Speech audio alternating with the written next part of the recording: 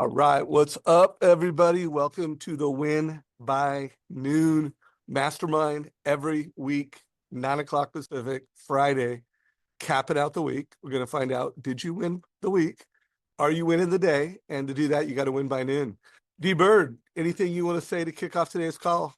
Just happy Mother's Day to all the moms out there and the moms who support the originators. It's a tough job and happy early special Mother's Day. Yeah, happy Mother's Day, everybody.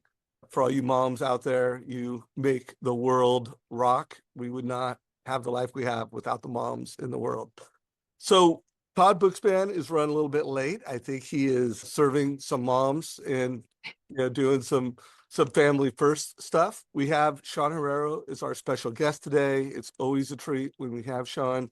I had the honor of being part of the Sean Herrero mindset experience last week in Newport Beach, and it was magical. What Sean is doing with his mindset event is really moving the needle for anyone that chooses to go to that. I actually did a walk and talk this morning with Scott Davis. He's a top producer in our local market. Scott, if you're watching this, what's up, brother? And he didn't know I was having Sean as our guest today, but it just came up in our walk and talk. He's like, hey, what is Sean doing? Like, what's his superpowers? Like, he's like, I really am impressed with him. I admire him. He's not only super successful, but he's a really cool dude. And so we had a little Sean Herrero mastermind while we were walking and talking around Lake Oswego. Sounds like a little romance session there. Oh, Some there's romance our for man. Sean. There's our man. He's here. I told him. So maybe we'll get some questions from Scott today. So Sean, what do you think we should bring this community today? Well, do you know me? I've literally just been the last, I think, 18 months now obsessed with mindset, and that the industry doesn't need more tactics. It needs better mindset so you understand how to use the tactics. And I think, one of my personal realizations, just if we want to go somewhere with this, last week during the mindset event, like I'm listening to myself talk the whole time, and I listened for repetition, and I kept saying, I wonder if, right? And that brought me back to a podcast I did with Bill Hart back in 2020, like from a van, like right when everything went sideways. And he pointed out that I kept saying that. And so all I've ever done is say, I wonder if dot, dot, dot, and then take action on that I wonder, right? And working from a van as I am right now was one of those I wonder ifs back in 2017. And I just keep questioning it. I've realized, I guess this morning, that I think creatives kind of win with what AI's done, because you can take any idea and create it pretty much immediately now, which is mind blowing. And so I want more people to take action. Like, don't take notes on this call, take action on this call. Like, none of it matters if you don't do something with it. I want to put a plus 10 in front of the wonder if, because I adopted that as part of my code. You guys have heard me talk about that a lot, have a code. And I've heard Sean say it enough in ways that here's what I wrote to myself. So this is taking something I learned from Sean. My code is constantly ask myself, I wonder if. I wonder if evokes more curiosity. It activates both curiosity and action. The more often I ask this question and take action faster, I grow faster. I become better. It's the key to always better, never bitter. And so that, by the way, that was how, like, I took something that I heard Sean say multiple times, by the way, and I started thinking, man, that he's so right. And that really, and by the way, Scott, I didn't share this because I shared what I thought were three of Sean's superpower, and I didn't. What if, I wonder if was not one of them that I shared, but I truly believe that that is an absolute cornerstone to the Sean Herrero's success.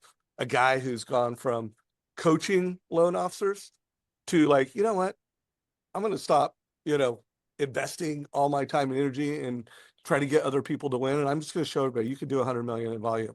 And you know what? He did it as fast or faster than any $100 million producer I ever want. No, in one of the worst markets last year, he did over 130. And I'm like, dude, what are you going to do next year? 300 million. I wonder if, and he's not too far off the mark. Like, he's not, where are you? How close are you to, like, hitting 300 million this year? I'm at 80 million, I think, right now.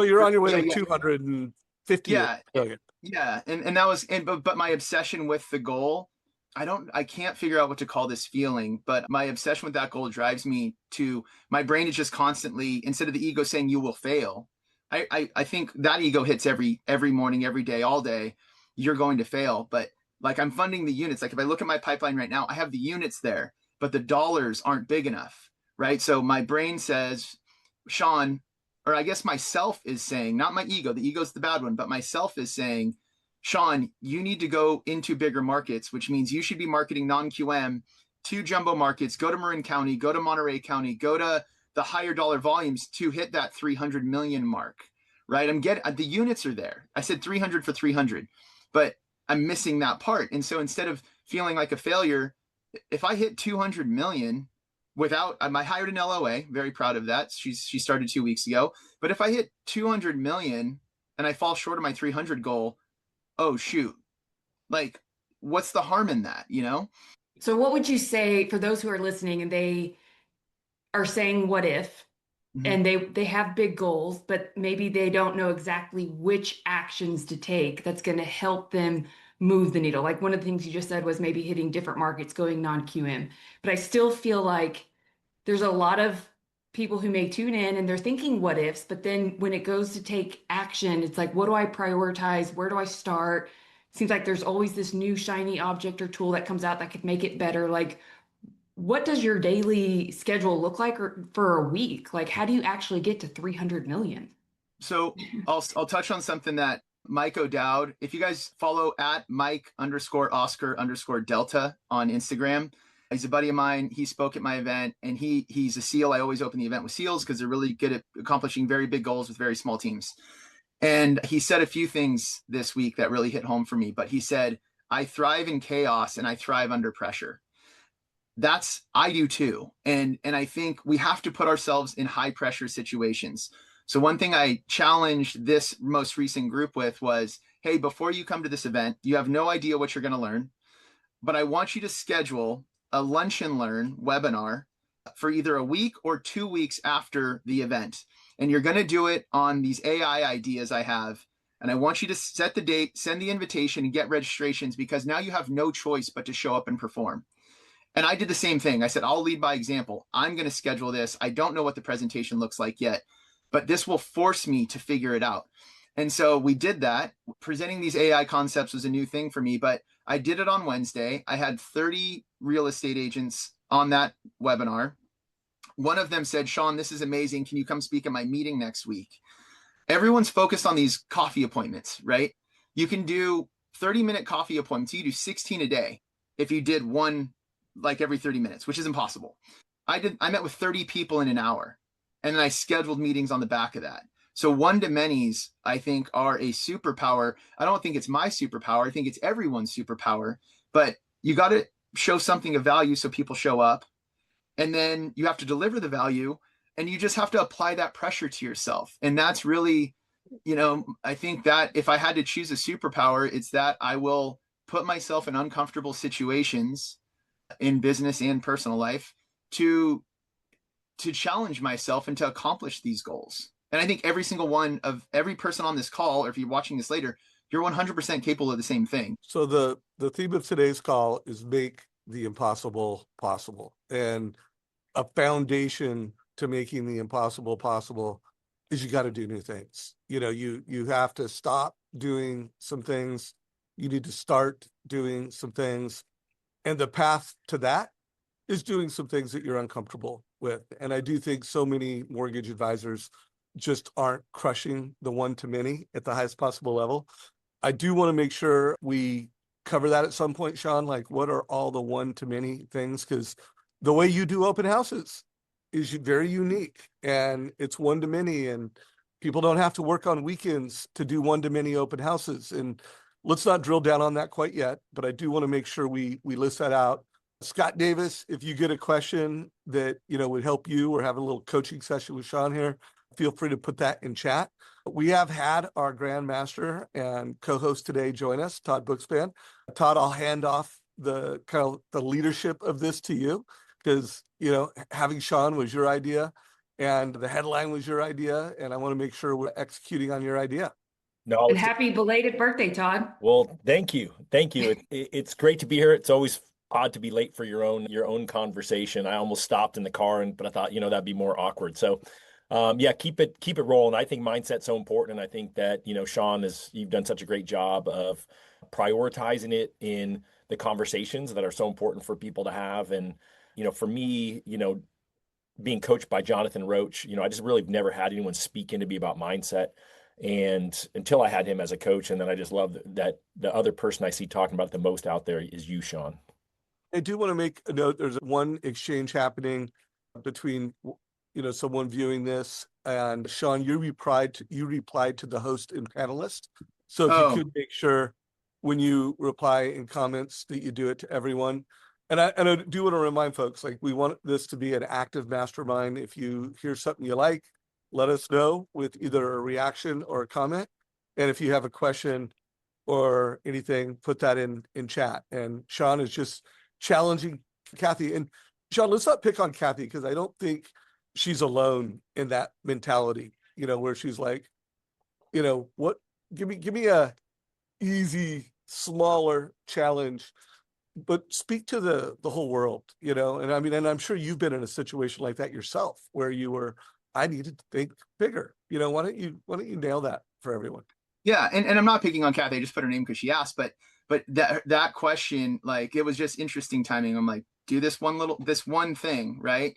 And it's like, the pressure of that is too big for me, Sean. What's a smaller thing I can start with? I don't know how to think smaller, I think, is a little bit of why I is a problem for me, but it's not hard, right? It's uncomfort is a good place to be. Deb and I were talking about a story that I talked to her about at their Exactly What to Say seminar, which everyone should attend if you haven't, because our language is very powerful, and that becomes a one-to-many in itself. But, long story short, I was at a ranch with a couple of buddies of mine, and they nominated me to go into this pond where they had just shot an alligator and feel for it with my toes in the mud. And like, I went and did it. Like, it was super uncomfortable. I found it, and then it got even more uncomfortable. I think the hardest thing we've ever done in our life is the hardest thing we've ever done in our life. That's your frame of reference. And so if you haven't done difficult things, put yourself there, like, I really can't stress that enough. You might fail, but like, let's just say you set up I'm going to keep on this, because I do think this is a simple start.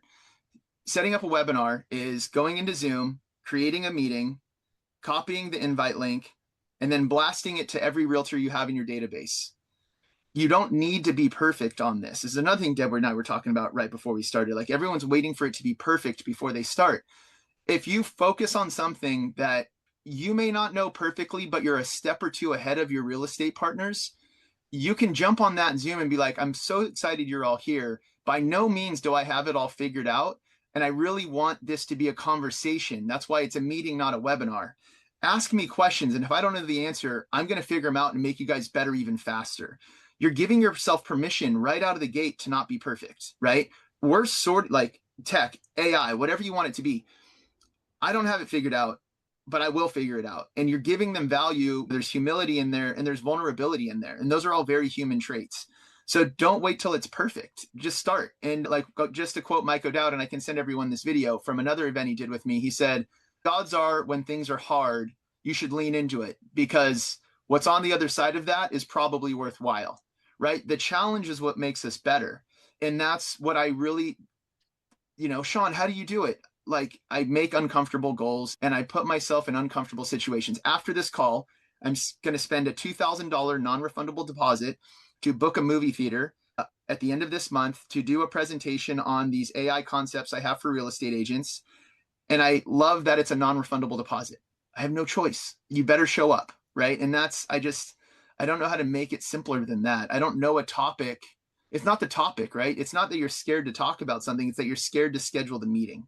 Wow. So I want to make sure everybody got that straight. Sean went hunting with some buddies. They shot and assumed that they killed an alligator. Like, they didn't know for sure. Right. And someone had to go out there. It could have just had like a wounded foot, First of all, there could be more alligators that aren't shot. Yeah. And that shot alligator just might be pissed. And Sean's out there walking around finding the alligator. So first of all, dude, that's next level craziness. no, I'm not going to do that, but I will get on a I stage. don't encourage get anyone to over do my that. fear of speaking. So Kathy, I do want you right now, let's do a little group therapy. You don't need to go too deep on this, but when you said right here, I jumped out of a plane twice and setting up a webinar sounds scarier.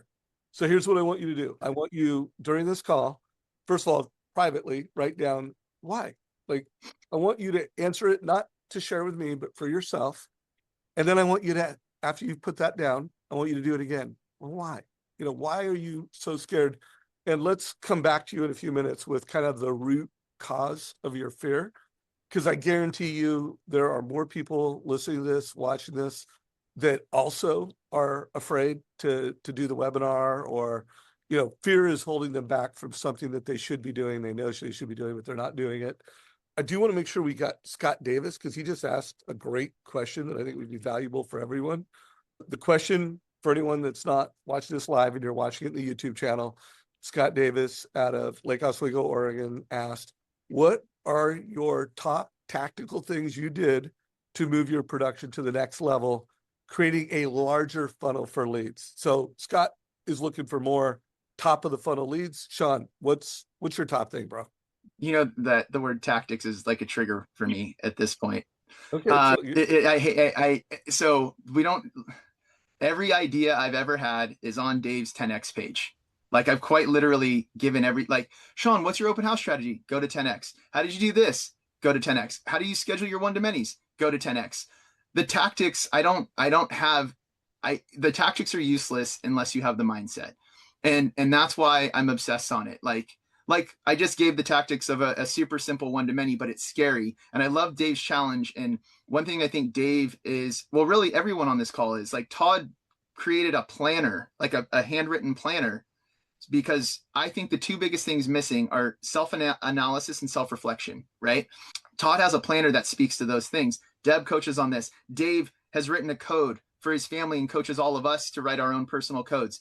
That's self-awareness and self-accountability. So, you know, Kathy, with your challenge that Dave just gave, after you're done with that, write down what's the worst thing that happens. So you schedule the webinar and nobody shows up. You're right where you are right now. You schedule the webinar and you bomb, which probably wouldn't happen, but let's just say it did. You're right where you are right now. You're not going to lose business by trying harder. And so Scott, like, I hate the word leads. I think of people. I want to help as many people as I possibly can. I want more people to reach out to me. I'm in service, not sales, but the one-to-manys are my top of funnel. If I can get more referral partners to see more value in me than another lender, I need them to see, if I use Sean, I will get more referrals and then my clients will have better experiences. That's it. I got invited into a office meeting on Wednesday, and they're, you know, I'm their quote unquote preferred lender. That's meaningless, right? Like, I told them, I got up and I said, look, I will never ask any of you for a referral. I believe my job is to show you how working with me will help you do more business and create better client experiences for more referrals and more reviews. And I won't ask for a referral until you see that. And then I won't have to ask because the value's there. I'm like the opposite of most coaching programs. Like, and I've always been that way. If everyone's going right, I'm going to go left. And I just think humans, like, they deserve a better human experience. I don't love the idea of all these AIs that, you know, you upload your photo and it'll make fake videos of you. I hate fake. I'd rather take the time to be the human on that side while using AI in the background to, like, create better tools and more value. And that's not the best answer, I don't think, but it is the answer. Like, that the top of the funnel tactic is serve more people. Yeah, and it's your extremely authentic answer to the question. But let me ask the question another way, because I'm also curious about this. I want you to think over the past 12 months, or maybe 6 months, since you're kind of like at a new level this year. Yeah, let's just focus on this year. You've supported open houses, you've been on stages, you've done a lot of social media posts. What are some of the things that you did that generated the most people asking you for help? So what are, like, there may be a post, there may be a specific weekend.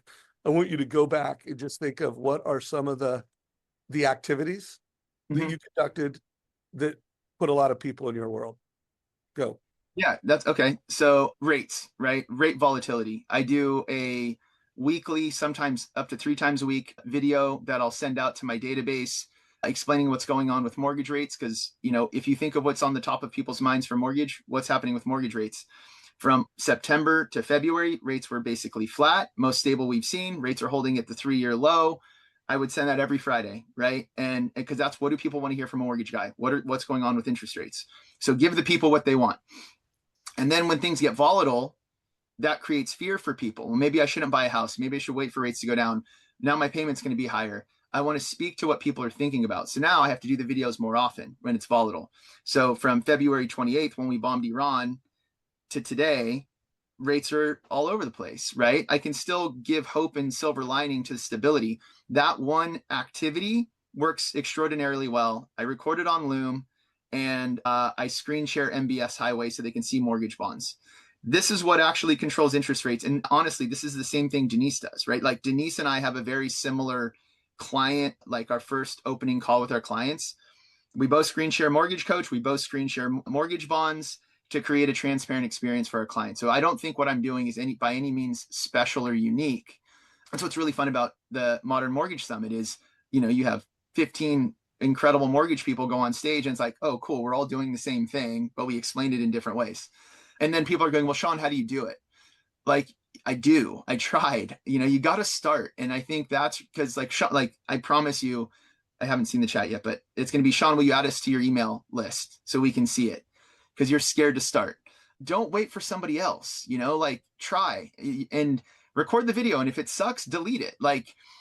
We gotta take action. And what I've noticed in a lot of very successful people is once they make a decision, they are committed to the decision. So that's decisive action. And my SEAL friend that Dave and I talk about, he was telling about the first time, he was getting shot at. And it was like, all of a sudden, you hear the shots going by, that all of a sudden, the ground's exploding at his feet. And he's like, oh, they're shooting at me.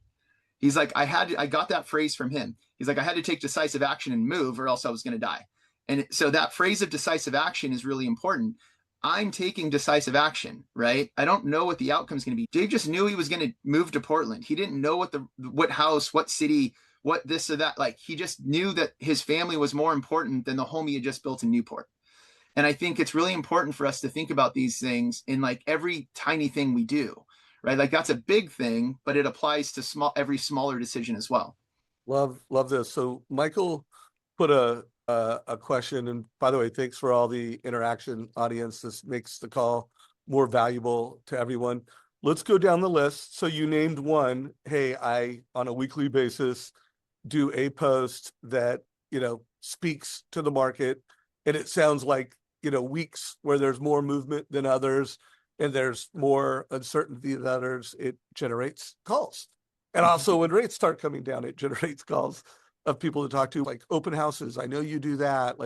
List 3, 4, 5 different top of the funnel, get more people to talk to us in the Sean Herrero world. Yeah, open houses. So my open house kit works extraordinarily well. I'm not going to go into depth on it because I think it's on the 10X page a few times. It takes a long time to build, right? So the way that I do an open house is entirely different than anyone else. I guess this is a theme, kind of coming back to Michael's point. My theme is think about what's on the mind of people. Be empathetic. If people are walking into an open house and it's the first weekend and it's the super sexy, I call it the restoration hardware home. It's got the white floors, the white cabinets, the modern kitchen, the penny tiles in the back. It's got all the things. Everyone's going to want that house. What are those people thinking about? What's on their mind? If your flyer is a finance flyer showing a 5-year arm, a 7-year arm, a 30-year fix with photos of the house, bed, bath count, square footage, you've given no value at that open house. They're there because of the square footage, bed, bath count, location, and photos. They got that from the internet. This is a whole nother theme, but I always say you have to question tradition. Why do we do what we do? There's no point. The reason realtors put out A-frames is not so people can follow the yellow brick road to the house anymore because they saw the listing in the newspaper. It's brand recognition, right? Put as many A-frames as you possibly can out every week, and do it if you don't even have an open house. You want brand recognition. So why do we do what we do? Give value at the open house. The opposite of that would be a stale open house. It's been on market 30 days, 60 days. Whenever, in your market, homes get to price reduction territory, if we know that people are walking into that open house on the 6th weekend going, I'm going to get this thing for less than they're asking, that's not how people save money, right? We know that a seller credit is far more valuable than a price reduction. So your open house kit should speak to that because they don't know any better. We've convinced ourselves as humans that whatever we believe, we're right.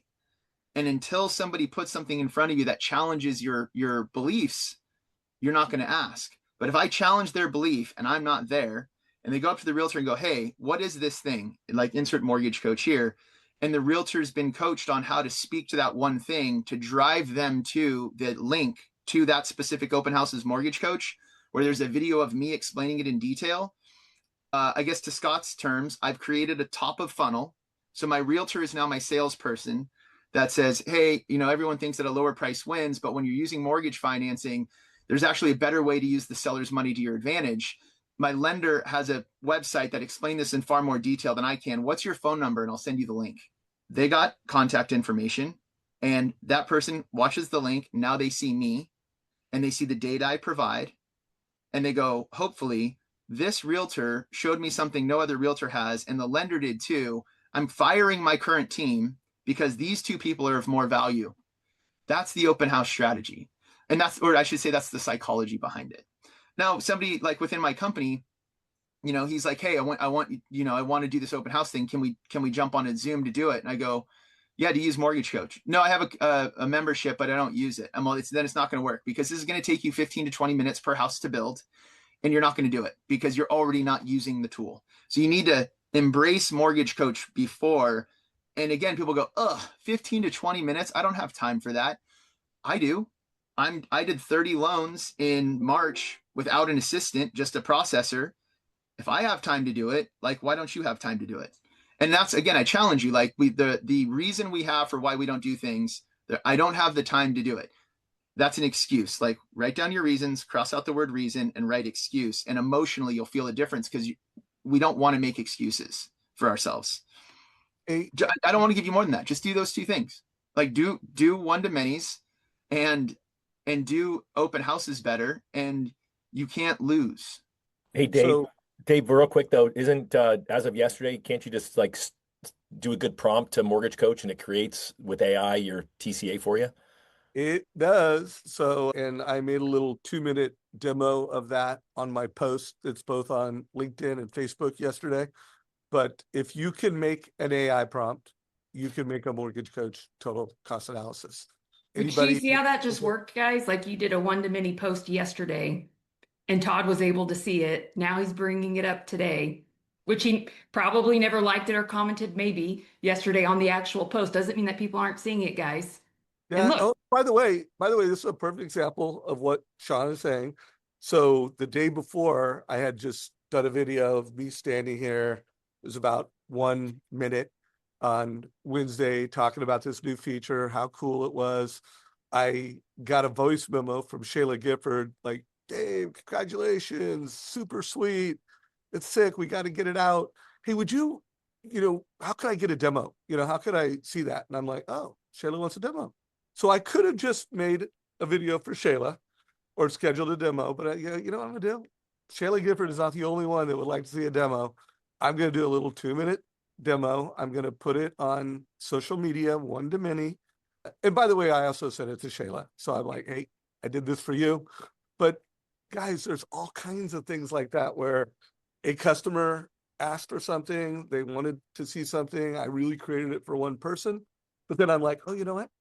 How do I blow this up? How do I one-to-many it? It's an example, Dave, of decisive action, right? It's just what Sean was talking about, right? I feel like, again, you're not supposed to live in regret, but there's so many things I think we all know about that we've seen other people do. And we said, gosh, like I always think about it. I talked to Josh Metal this morning and I always laugh because, Josh and we were at a mastermind together for 10 years. I was his coach for a year and we've gone to masterminds together since then.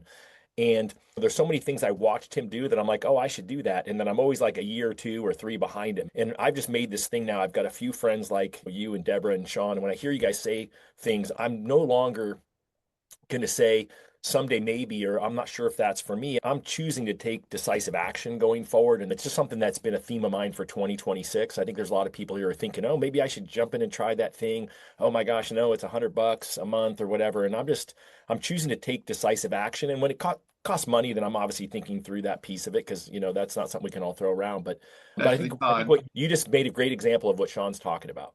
And it's a Yeah. productivity hack. So when people say, like to you, Sean, when they're like, oh, I don't have time, it's like, that's exactly why you do a video and you do one to many, because that one action then can be repurposed and that can become your mass email and that can become micro content. And it's what are the things that you're doing every week that's creating inbound conversations? Well, Which means, go ahead. Well, yeah, but if we want to talk about, okay, Sean, how do you have enough time? Like that was another theme that came up this weekend. Sean, how do you have the time to do this? Self-awareness, self-reflection. This is the Win Before Noon podcast, right? Win Before Noon is Parkinson's law. Work fills the time you give it. So Todd says, give it until noon and it will get done, right? And I am like, by the way, it's not the theory. It's not Parkinson's theory, right? It's Parkinson's law, meaning it's proven. It's not the theory of attraction. It's the law of attraction. These are not like some woo-woo ideas. They're proven. So, I made super ADD. There's a bunch of things I want to do every day, kind of to Deb's point. I don't know if this will show up, but I gamified what I want my day to look like. And I check these boxes. Hey, whoa. Put that up there one more time. Guys. And I get points. Take a screenshot of that and you can stop the video. And then, by the way, what are the 1, 2, 3, 4, 5, 6? I think there's 7 or 8 things. What are yours, guys? What are yours? Like, I want you, if you're watching this on YouTube, pause this. And right now, because that's what you're going to learn. You're going to hear Sean, and then you're going to create your own version of this. Anyways, keep going, bro. I didn't mean to cut you off. That was nails. Well, no, but it goes back to how do you organize your day? These are the things on this list are the things that I'm not doing that I know I should be doing, right? So I'm writing a children's book series called Pen Pals based on my buddy, my SEAL buddy in Virginia Beach. Sunday for the Boys is a YouTube channel I'm making with my youngest son. I need to get all my pre-approvals done. That one's pretty easy. I always do it, but I should be doing it at a very specific time of day, and I don't always do that. Short form content. I need to put videos on the internet. I need to work out. Like the first thing I deprioritize is myself, right? But not anymore. Refinance research. There is always refis in your database, no matter where rates are. Am I mining my past clients, not just for my own benefit, but for their benefit? Like I want to give banks as little money as possible. So how do I help more people do that? YouTube video. Like I should be doing longer form videos. Every single video I make on Instagram should be a long form video. It's the easiest thing to put off. And then last is just family time. Like I used to say, my voicemail was, if it's between 5:30 and 7:30, I'm going to be with my family. If it's urgent, leave me a message. I'll call you back right after I put my son to bed. Otherwise, I'll connect with you tomorrow. I give yourself permission, right? And so those are my daily things. And if I do all those things, it'll say perfect day. And then my monthlies that I added to this are a base camp meetup, which is a real estate meeting I do at my office. So it's a smaller group, maybe 10 to 15 agents. And then a big presentation like the movie theater one I told you. And if I check those 2 boxes, then I get an extra 50 points and it tallies through the month, right? So you have to have the self-awareness of what am I good at? Where am I failing myself? Where am I failing my family? Where am I failing my clients? And then go, I don't want to fail. I want to be better for these people. And that's what it is. And Mike O'Dowd, he ended his presentation this weekend. He said, with never quit, right? That's kind of a SEAL thing, never quit. My family mantra is keep going, which is the exact same as never quit. It's just a positive spin on it, is what I realized when he said that. So with my kids, Ashton, I hit 200,000 followers on YouTube. Good job, kid. Keep going. Kingston, I accomplished this goal in bull riding. Great job, kid. Keep going. I fell off 20 bulls. Great. Keep going. My videos aren't getting the views they used to, Dad. That's okay. Keep going, right? That's just the answer. It doesn't matter if you hit the goal or if I hit 300 million this year, I don't retire. It's cool. What's next? Let's do 400. What's next? Or do I want some time off and I want to do 200 million? The possibilities are kind of endless if you want them to be, but that's why I love being on this call with you guys. Is Parkinson's law is a core principle of mine. Pareto principle is the other one. 20% of what you're currently doing has led to your business. Stop doing the other 80% and just double down on those things. You don't need my ideas. You just need to do more of what works for you. So, Sean, I want to just double tap on that. By the way, I heard Sean tell his whole story around keep going at the Modern Mortgage Summit. That was, the theme and the takeaway from that presentation. And I mean, it really landed for me, and I wanted to adopt it. So I wanted to make it mine. So I want to remind folks, at the end of the day, your personal code, what you do, and then taking those beliefs. So I want to push everybody, if you're not documenting your personal code. Of course, I've become the uber nerd on documenting my code, and I'm writing a book called The Savage Code.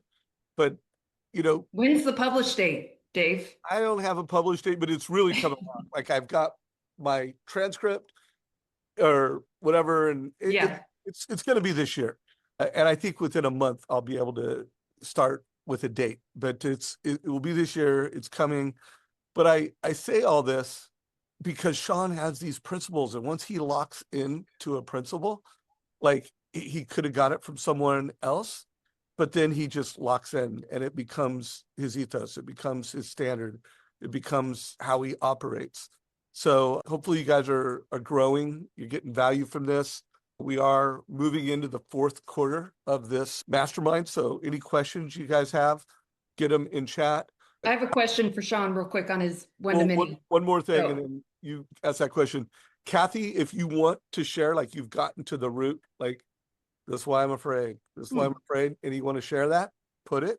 If someone else wants to get into the root reason that they know there's a one-to-many thing that they're not doing, and you want to share that, we'll, Dr. Sean will give you some rough love and rough love. And it'll be good. Like you will be better from his rolling into you. Anyways. Okay. So either if you're not doing this, then I would challenge you to do this, but do you do any kind of one-to-many for your clients monthly, like educational webinar?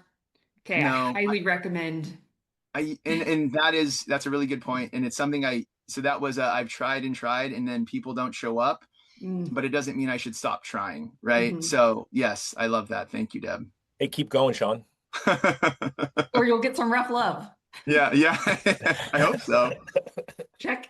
I'm not going to hear the end of that one. Dave, the tough love thing, like I don't want it. I really hope it doesn't come across as like it is tough love. Like we have to challenge ourselves. Like if you want more, you like.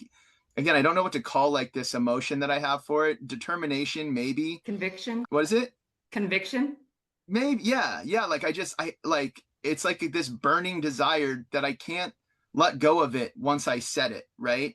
And I want everyone to feel that. Like it's a really cool feeling. It's a lot of pressure, but it's an amazing feeling. Like when I hit 30 units and 30 million in March, that was a goal I'd set the previous March. Felt like I was super happy. My processor's like, she's like celebrating. I'm like, let's move, like, cool, we did it. Let's move on. She's like, will you just take 1 second to like be proud of what you just accomplished? Like, this is unheard of. And I go, it's over. Like, it doesn't matter. It's in the past. Like, we still have to do it again. And now that it's become my reality, it means it can be repeated. And she's like, but can't you just celebrate? I'm like, I did, but I don't need to like throw a wine and cheese party. Like I need to just keep helping more people. And it gave me like a new belief of what's possible. And that's what I want everyone to feel is this, like, oh my gosh, this thing that I thought was completely impossible, I did it. And I can do it again. Hey, real quick. I hate to admit that I multitasked during this call, but I did somehow land on this post on LinkedIn from the CEO of Rocket that he posted 19 hours ago. And I want to read a few highlights because I think it's super on point with our call right now. And in a minute, I will share the post. It's probably his most recent post. I'm not going to get into like the opening, but some things that I think are important is he just reported Q1 revenue came in at 2.8 billion, above the high end of our guidance. We gained market share in both purchase and refinance. Adjusted EBITDA, almost $1 billion, 738 million in profit. Expanded margins by 26%. Rocket is not the same company it was 3 years ago. We made deliberate moves to become something far larger than a mortgage lender. Today, Rocket is a home ownership platform, a distribution engine connecting search, origination, and servicing at scale. We now have software agents that are managing prospecting and outreach to the top of the funnel. I recommend you read it. And when you read it, I recommend you read it with inspiration. Like, every person on this call could go beyond being a loan officer and could have a home ownership platform. Like, there's no reason that everyone on this call can't do that. Like, if you are using technology like Mortgage Coach, you're using other technology, you're using AI like Sean is. Like, Sean is a lending platform. And by the way, and not just in Danville, in the local market, he is a lending platform for first responders. He is a lending platform for special forces and people that he wants to do life and business with. We need to go beyond being a loan officer. John, do you see all the feedback Yeah. we're getting here? I'm not going to read it, Yeah. but we're in the fourth quarter. Why don't you give your leadership to these comments? Yeah. So I love Kathy's because I have a fear of public speaking. That's why I do it. I completely lack confidence every single day. I always have a fear I'll freeze, and I always have a fear that I'm not going to give value, right? Mindset event. People spend 48 hours, 72 hours of their personal time and money to come learn from me. And this was the 10th one. Every single time, my biggest fear is, what if they come all the way down here and I don't give them any value? But I do it anyways. And not so far, so good. Every single person has been like, dude, this was amazing. But it doesn't change. Just because the last one was amazing doesn't mean someone won't come and not get value. That pushes me to be better. So Kathy, for you, the fear of public speaking will push you to be better. That lack of confidence will push you to be better. The fear of freezing, that will push you to be better. You don't have to have all the answers to all the questions. And that's a good thing. The more questions they ask that you can answer, the better you'll become. Michael, I'm the king of procrastination. Like, that's why I had to make a game for myself. So I stopped putting off the most important things, right? That's just ownership and self-awareness. And that's what we're doing. And Kathy, I don't believe in the easy button. Oh, this is another thing Mike said. I got to find these videos. I'm in the process of clipping his presentation. But he said, the hard way is almost always the way. And he goes, sometimes the easy way is the right way, but very rarely. He goes, the hard way is almost always the right way. And so there is no easy button, right? And if it gets easy, then it's time to do something new, because that means everyone else can do it, right?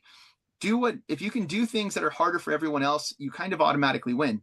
And as far as follow through goes, that's what I'm the worst at. I'll do these one-to-manys and then I don't have my follow through come through because I'm like back into loans and doing whatever else. But I'm still better off than if I don't follow up. Having 30 people on a call that will follow up with me, if one person on that call follows up with me and I don't follow up with anyone, that's one more person that I didn't know prior. And the shiny object thing is, I'd say, another just a self-awareness thing. Like, we don't need to do what everyone else is doing. We need to do what works really well for us. One other thing we talk about, like, you're supposed to work out in the morning. Get up at 4:30, work out. If I could do a workout in the morning and puke, I could do the same workout in the afternoon and I'll be fine. I'm mentally best in the morning, right? I do get up early because I've always been an early riser. I do all of my detail work from 4:30 or 5 to 7 a.m. That's pre-approval time because I'm mentally best. Why would I give up the time that I'm mentally best to be physical because society says that's what you're supposed to do? Understand when you're best at whatever you want to be best at, and that's the time you should do it. If you're a night owl, don't get up at 5:30 in the morning. Be really good at being a night owl. Like, be really efficient in those midnight hours. That would be me. Yeah. And so then Deb, what do you like? If you're a night owl, what does your day look like? You've got a family, you're coaching all these people, you're building things. Like, you go to dinner, kids go to bed, husband goes to bed. What happens for you after as a night owl? That's my creative, like, genius zone. And so that's why I just reframe it, because to your point, whatever you believe to be true must be true. I'm an early bird. It just depends on how you look at it. By the time some people are going to bed is when I'm getting up. But I have to have my work day and feel like I've won by noon and get the administrative and kid duties and wife duties stuff out of the way. So then I can release and like let my brain open up. And I'm consuming and I'm micro learning on social. So I leverage social to teach the algorithms of what I want to learn more about. And I'm feeding it based off the things that I want to accomplish for the quarter. I plug it in monthly to then weekly. So I'm not one of those that's going to get up at 4 and do a cold plunge and, have my shirt off like Metal did recently, Todd, with his peptide post. I'm like, maybe that'll be Todd next, since you're on that train, right? No peptides yet, but I got to imagine they're in my future. Well, I love, Sean, that you said that your buddy said the hard way is almost always the right way. I'm listening to a Rich Roll podcast. He's interviewing David Epstein, not the other Epstein. And he actually said something about constraints and that your brain is always looking for the easy way, right? And so your brain is going to pick whatever's the way that you normally do things that's easier, and that you need constraints. And the example he gave it called it like the green eggs and ham example, because when Dr. Seuss wrote the Cat in the Hat, he was constrained to 200 words is all he could use, and he was like, oh my gosh, I'm not going to be able to do this. And then the first words he saw and he tied together was the Cat in the Hat, and I had no idea that there's only 200 words in that. But apparently, Green Eggs and Ham, he constrained himself to 50 words. There's only 50 words in that book, and these are two of the children's classics that we've all read over and over if we've got kids, to our kids. And so it's really got me thinking about this whole idea of how can we make it harder for ourselves? How can we narrow down the things? And then how do we eliminate? He just said what you need to do is eliminate whatever's the normal, easy thing that you do. So I'm thinking about it from the perspective as a loan officer that, hey, you know what? Here's what my go-to conversation is when I'm building a TCA. Well, maybe now I don't do that on the next one, and I figure out, well, what are the other solutions that may work for this person to see if I can think outside of the box. So I love this whole idea, going back to what you said, that the hard way may be the best way, because that's what I listened to this morning. That's actually what science is telling us. Yeah, I mean, if you think of like where we came from as human beings, nothing was easy, right? Like nothing was easy. You're getting food wasn't easy. Getting water wasn't easy. There were other animals trying to eat us instead of us just eating animals. And as technology gets simpler and simpler, we get further and further away from the difficult thing. And the difficult thing didn't used to be, we should do it because it's difficult. It was, if you don't do this, you're going to die. And it's just inherently in us, but we've like suppressed it. And when you find it, it's really cool.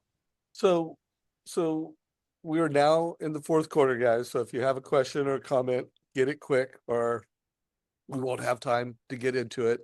I know two parts of your code that I think are very inspirational and helpful to folks. I wonder if, and keep going. Let's get one or two more Sean Herrero codes that are superpowers to your success as a mortgage advisor. Like, what's another philosophy that you have, a principle that you have, a standard that you have that putting others before self? Like, I don't believe I'm in sales, I'm in service. I believe in serving others and finding the absolute best solution for them. And I think there's an empathy that comes along with that. I can always somehow be able to put myself in someone else's shoes. Mortgage is not one size fits all. You should not be an order taker. You should be an advisor.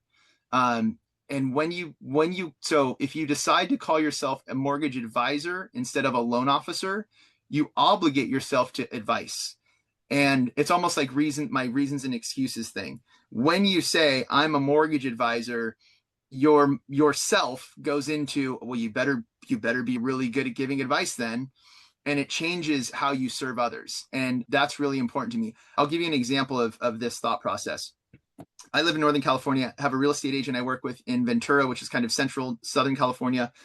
And her fiance got a really terrible quote. They were going with the wrong lender, overcharge, bad mortgage strategy. And I said, I'll model it out. You don't have to switch, but tell them to do this instead. So I model out Mortgage Coach. Here's what the existing lender showed you to do. Here's the other option. My option would save them $35,000, period, out of pocket, out of the gate. The other solution would save them $130 a month, but it was the 5% down, no mortgage insurance solution. It was not the right call. It was the sales and gimmicks. Hey, we have a program that'll get you into a house with 5% down with no MI. Sounds cool. Oh, but by the way, we didn't tell you it's going to cost $35,000 more. We're just hoping you don't notice. So it wasn't the right call. And then, so I thought they were just going to switch to me. And then talking to this realtor yesterday, she's like, I got this other quote from a local lender. And I called her. I'm like, look, I'll mad dash for you, but if your clients want somebody local, they should use that person, because if they need to feel like they can go and sit in an office and go through everything we're going through over the phone, I'm not the right person for these clients. I'm not going to be able to do what I won't give them the service I need to give them in my own way if we're misaligned. And he said they should use that, because quotes were equal at that point. It's like, have them use the local person. That's a better solution for that person. Like, why wasn't I trying to quote unquote win the deal? Because it wouldn't have been the right thing for that specific family. And so I don't want it. And it frees up my time to do more for others. So I want to make sure when folks heard what Sean said, I think a lot of people get confused with the kind of advice that Sean's giving versus the kind of advice that most loan officers give. They're like giving advice on, hey, this is what escrow means. This is what title is. They're giving transactional advice. Sean is giving life-changing advice. And sometimes he's giving advice that doesn't bring them to him, just like, what you just heard. So it's advice beyond the transaction that is the difference maker to that whole code. So guys, we're at 5 minutes. Todd, how do you want to wrap up today's mastermind? You close it. You know what? This has been a phenomenal call. I can't wait to go back and listen to the first few minutes that I listened to. Deborah, you've been quiet. What do you want to say as we wrap up? I would love to hear from each of you, either in the chat or just hold yourself accountable of what's the one action that you're going to take after listening to this. That may be a little scary. It's going to require some courage, but you're tired of where you're at and you're ready to take at least the next baby step. Commit to yourself and put a due date of by when. And perhaps maybe the first thing you do is sign up for Todd's 90-day coaching program, because that will really help with the accountability, especially as we go through summer months when most tend to kind of drift because you have vacation season coming and if you have kids and sport camps. And so you can get really excited about maybe a new commitment and then it falls off. And we know most things compound over time. So you have to stay consistent and keep it going over time. But honor yourself, and that will make you feel more proud, and that helps with your confidence. So a lot of times when we don't feel confident, it's because we have the shoulda, coulda, wouldas, and you didn't do the things that you committed to yourself to getting done. So that would be my action step for today. Todd? All right. Love it, Dave. How about you? Well, first of all, make sure you guys check out Todd's operating system. This is something that he does yearly, and it's a 90-day burn program. It's super affordable for anybody at any level of success. No one better than Todd Bookspan to do that.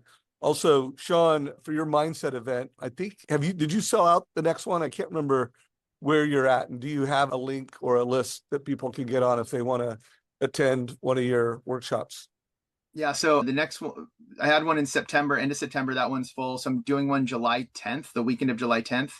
I think the 10th and the 11th. I'm organizing that. I just had to add a date. Happens to be my birthday weekend, but this is more important than my birthday. So that'll be the next one. And then again, a big principle of mine is Parkinson's Law. There's nobody better than Todd at teaching that. So if you haven't signed up for the coaching meeting, the video that he sent, like, you're going to get more of that from him than you would ever from me, because I get it from him. Yeah. So just reach out to Sean. Make sure you're following him on Instagram, PM, if you want to learn more. Todd put a link to the Win by Noon operating system. Back to you, Todd. Well, I just want to make sure, I said this to Sean, direct, but I want to say it publicly. There's not too many people that I see successfully pulling off events like his mindset event, where you can actually get loan officers to write a check. This last couple of years has been super hard, even for my coaching, which is super low cost. People are struggling financially and struggling to make commitments. So I love the whole idea of to take decisive action. If what Sean talks about speaks to you, it speaks to me. However, I think it's an opportunity. I think that Sean brings such a unique perspective. I said it when I jumped on this call late, that mindset to me is the differentiator right now. It truly is. In the end, you all know what to do. You all show up here week after week. You listen to this week after week. And the question is, are you actually taking the action needed to get you to where you're trying to go? And we saw today in the chat that we had, right? We're scared. We're nervous. We have fear. And you know, Sean said it, the only way you're going to get better is by doing it, right? What's the worst thing that happens? No one shows up. What's the worst thing that happens is you answer a question wrong or different than you would have otherwise. I got a great script for that. Like hey, that's a great question. Let me do some research on it before I answer it wrong.